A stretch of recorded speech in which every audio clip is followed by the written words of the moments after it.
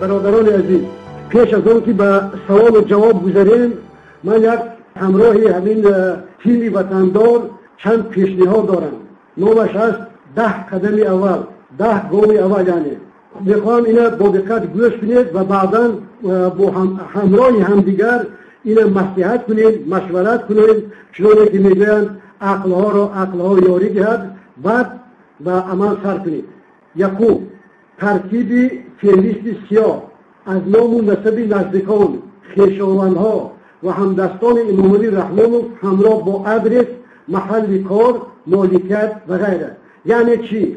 ما باید هر یک جنایت و جنایتکار باید شناسیم و ما باید دانیم که کدام پدر لعنت در زندان برادرای ما عذاب میدهد، نامش در کجا زندگی میکند باید دانیم. کدام یک میلیسیونر اگر خدا نکند و یک نفر را عذاب دهد، ما باید دانیم که در کدام قشلاق است، در کدام دیه است، از کجا است، خانه است در کجا است، پسرش در کجا میخوند، دخترش در کجا میخوند و غیره و هکذا. و باید دانیم که کدام مالکیت، کدام زواد، کارخانه، کیاسک، بازار در دست آیلی رحمانی و طرفدارای رحمانی است و همه این روی خود را ما باید داشته باشیم. دوم، راه اندازی مرکزی مطبوعات اپوزیسیون. یعنی ما باید در که فعالیتش عبارت خواهد بود تهیه گزارش‌های تصویری و صوتی، ویدیو، آدیو و نوشتاری درباره جبریده‌های رژیم رحمانی و نیز گرفتن نامه‌ها و اظهارات از آنهایی که از دست این رژیم اذیت دیدند. یعنی این چه معنی دارد؟ هر یک آدمی که به حقش رحمان خیانت کرده است، ما باید این خیانت به مردم رسانیم. سوم، اعلام بایکوت تمام شرکت‌ها و کارخانه‌های متعلق به نزدیکان و خویشان رحمان. معنیش همین است که مثلا کسی که در آریون بانک پول داشته باشد باید پولش بیرون کشد از کمپانی‌ها، از بازارها، از مگزین‌هایی که به رحمان تعلق دارد باید خریداری نکنید. خودداری از تماشای تلویزیون، یعنی همین باید که تلویزیون تاجیکستان در خانه همین خیر کنید که نه کودکتان، نه پدرتان، نه مادرتون تماشا نکنید. بگذار اونها میشه سر دارای خودشون عک کرده گردن. چهارم، تحریم همه گونه بحث جنجال‌های بیهوده دینی و مذهبی و مباحثی که مردم به سلفی، شیعه، انصارالله، حزب التحریر و یا به کولابی، غرمی، پامیری، خوجندی و غیره تقسیم کنند. باید بدانیم که این گونه تفریق اندازی‌ها از شیوه و روش‌های حکومت بوده و با ابزار تفریقه بیانداز و حکومت بکن میخواهد میان شهروندان این اختلاف بیاندازد. هر کسی نباشیم، ما باید تا پیروزی با هم باشیم. بعد که به تاجیکستان برگشتیم، بعد که زمین ما را از این مرض‌ها آزاد کردیم، گرد میز میر میشینیم، بحث میکنیم، در تلویزیون بحث میکنیم، در پارلمان بحث میکنیم، در روزنامه‌ها بحث میکنیم. ولی برای اینکه جایی که بحث هست پیشروی هست، ولی این معنی اون را ندارد که این روز ما این کارهایی که کنیم همه این به فایده رحمان میشود.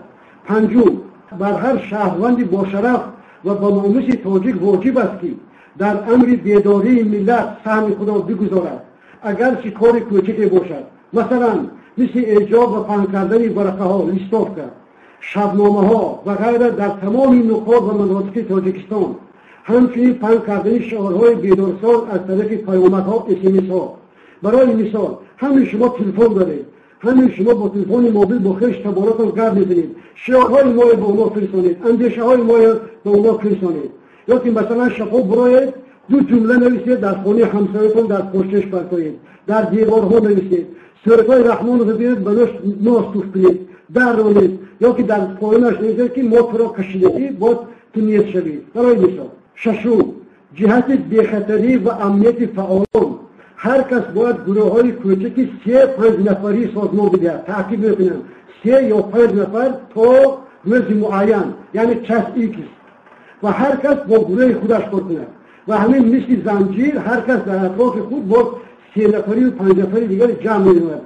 در این صورت ما میتونیم که بیخطری شما را که برای ما بسیار عزیزت نگه داریم. هفتم، تأسیس گروه یاری تعجیلی سکار پاموش اپوزیسیون در داخل تاجیکستان، در روسیه و در کشورهایی که در اونها تاجیکستانیان شمار قابل توجه دارند. عمده‌ترین کار این گروه ها کمک و یاری است. مثلا نفر را بازداشت میکنند و گروه فوری زود از پی کمک میشود. یک میلیسن مثلا خانه نفر میبرد، علاقه باید ما 4 یا 5 تلفن کنیم که 20 نفر بیاید، همین ملیته دارد در کیسهش سیموشکهاش باید استکان سیموشکه به کیسهش ریزد، تو کلاهش یک بار به زمین زنید بگوید که اگر یک بار دیگه این خانه بیایی پایت را میشکنیم یا دست را میشکنیم و این ملیته دیگه این خانه نمیگوید و همینطور ما میتونیم همدیگر را دفاع کنیم. هشتم، تأسیس گروهی متشکل از 5 تا 7 کس، اینا باید خودانا و ادوکات ها باشن، یعنی وکیلان مدافع که اصلا درسی کار کنند. مثلا یک نفر به کیسهش نشأه میپرسن میدارن یا یک نفر تهمت میکنن. همین گروه ما باید که زود اومده این مسئله حل کند و اگرزی حقوقی یادم رساند. نهم، تأسیس گروه زود عمل امان اپوزیسیون، اصحاب ورزشکاران و جوانان دلیر و شجاع. وظیفه این گروه در موقع فعلی رویاندن پول مهاجران و پشتیبانی از جوگیرده هاست. مثلا یک نفر در یک شهر روسیه پول یک نفر نمیدهد، نباید که ما با دوستای دیگه مراجعه کنیم، با ملت‌های دیگه مراجعه کنیم که اونا با 30%، 40% و 50% پول برادرای ما که با عرق جبهه کار میکنن گیرن.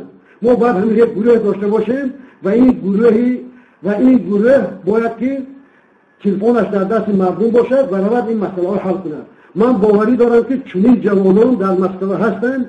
یکی از آنها صلاح الدین است، برادری بسیار نزدیکی من است، خواهی من رو گوش دارد و در اطراف صلاح الدین بهترین بچه ها، بهترین جوانای هستند که اونها هم مردم چچن اعتراف میکنند، هم مردم روس اعتراف میکنند، هم عالم جنایی روسی اعتراف میکنند. دهم، تأسیس گروه سخنگویان اپوزیسیون که کارشون تماس و نامه نوشتن به سفارتخانه‌های خارجی و سازمان‌های بین‌المللی بوده و پیوسته جهانیان را از جنایت‌ها و خیانت‌های رژیم رحمانوف مطلع می‌شدند.